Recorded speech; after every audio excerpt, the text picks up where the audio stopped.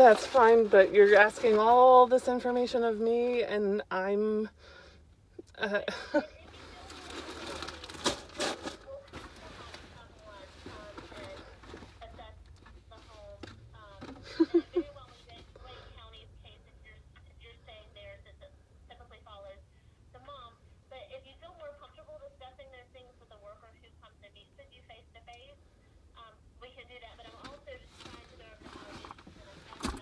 Basically, I'm sure he's just trying to get to the bottom of where I'm living and where he can...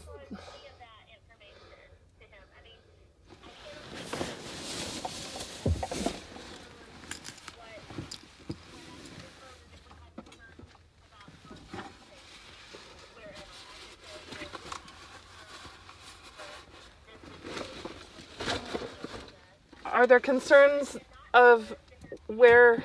Are you concerned about where he is in my care or Dad's care?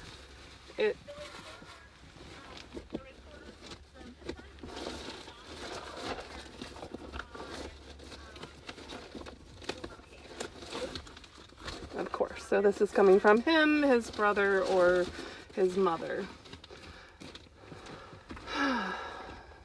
This is coming from either him himself, or he's had his brother or his mother or con somebody else into.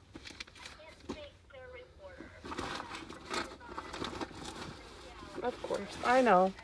I've interpreted for these cases all the time. I'm an interpreter for the deaf and hard of hearing, and have been interpreted for many, many things of this nature.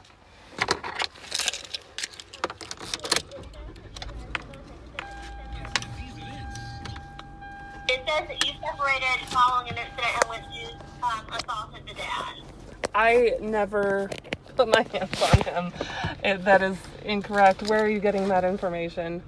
That is what was reported to the department, and that's when we get a report, everybody in the state of North Carolina is a mandated reporter. Anybody who hears of abuse or neglect, anybody who was told of abuse or neglect, anybody who has a suspicion of an abuse or neglect, they are mandated to report to the department.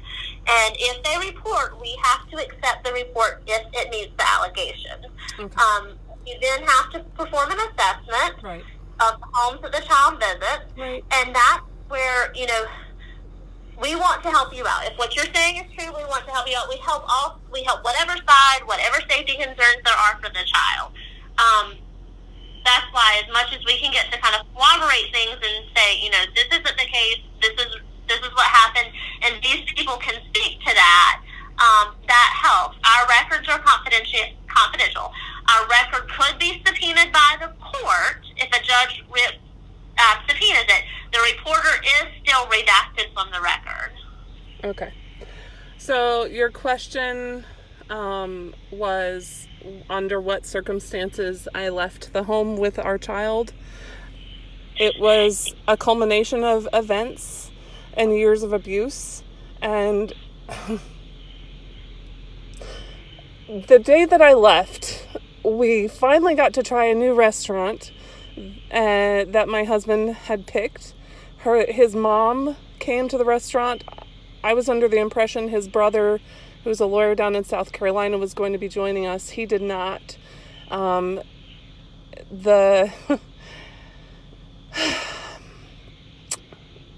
ex talked about needing tarps and things, which was after the years of abuse, he'd always talked about how he could clean up a body, nobody could find it. And so he was talking about getting more tarps. At that point, he said he was going to go to we were in two separate cars, and my son wanted to go with me. We always gave him the choice, and finally he was with me, and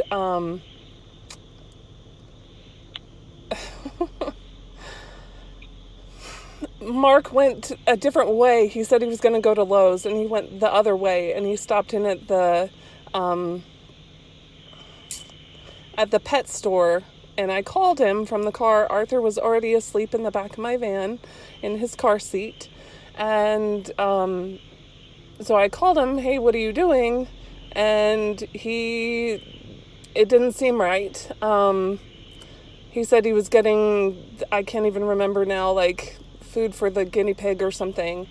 And then he was going to go over to Lowe's. Well, there's a pet store that we normally go to over by Lowe's. It didn't make sense that he was going there.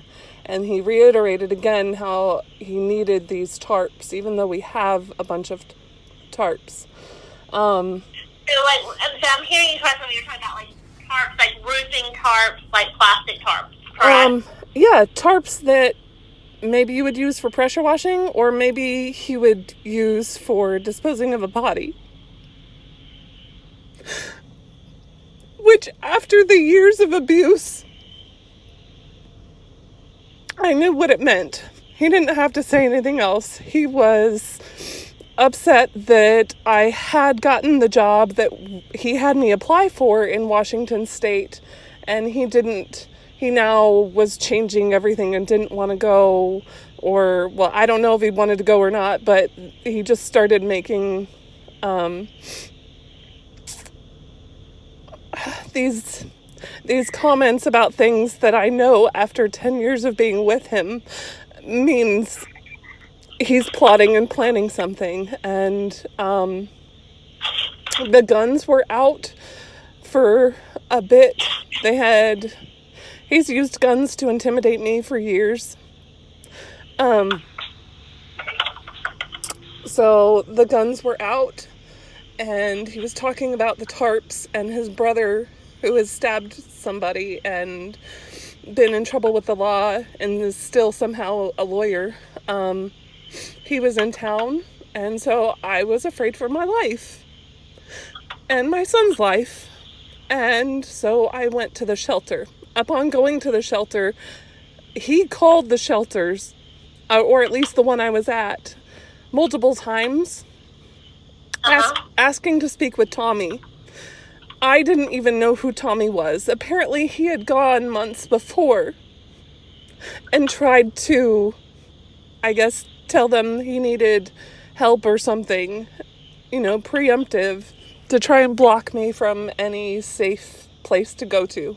He already had me isolated because I don't have family in North Carolina. My best friend is in Mebane, and so when we moved for my job, and then he had us isolated out in a neighborhood of 20 little houses to where he could watch everything, and he'd talk about how he was going to get his VA money and buy all sorts of parts to ARs and AKs and build the guns himself and then bury them around the property along with tripwires and protect his property and protect this neighborhood and keep all the crazy people out. And even though he's the crazy one, can't prove that. But that's just a snippet of my life. Okay. Well, I really appreciate you sharing, and I know that was very difficult, and I know that this is probably very traumatic, and I know that, like you said, you've been expecting it, but it doesn't make it much easier, and unfortunately, there's just not much way for us to go about assessing without kind of rehashing things. Right.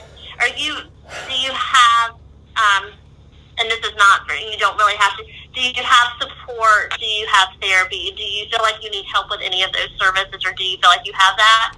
I have a counselor that I've been seeing. I utilized my employer's EAP program for a while, and I've been to Interact here in Raleigh, but they have so many waiting lists for the support groups that I've gone, rather than that, then I've gone to my church and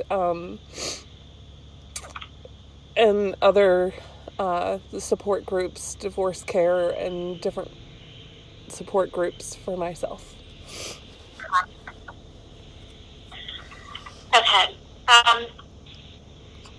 So it was alleging, so as I said, it was alleging that you had assaulted Dad.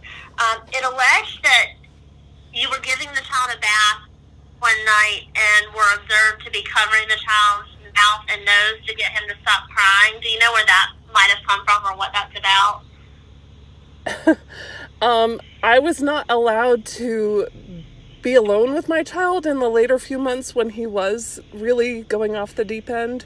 He made sure that all the windows were open. My son would have fits, like terrors before bedtime with myself, with my ex. He was going through some stuff. I was trying to bathe him, and he, you know how you do with your kids and you make the little, like, this, like, maybe this is like the Cowboys and Indians, like the like that. I was trying to help calm him down because he was having an ear infection and he didn't want his hair washed. And so I've never put my hands on my child's mouth and nose for any malpurposes. I was simply trying, among other techniques, to try and get him to calm down so we could finish the bath, so I could get him out, so I could take care of my son. And my ex was walking the dogs as he always had to do. We'd go out the garage door rather than the front door, so I don't know what he had in the garage, and this is when the guns were out too. And then he'd walk around the neighborhood through the trees and whatnot. I've never put my hand over Arthur's mouth and nose in a malicious way. Okay. And I would never.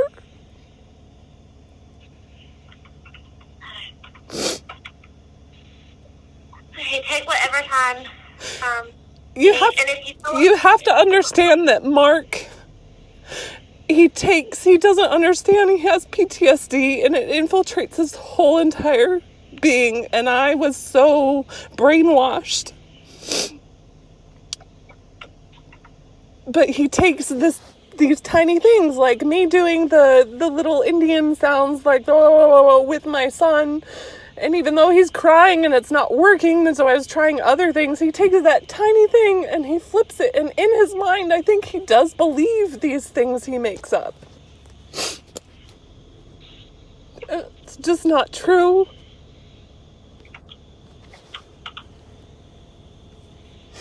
I'm sure he videoed whatever he thought, and I'm sure in his paranoia he had videos probably around our whole entire house, looking back.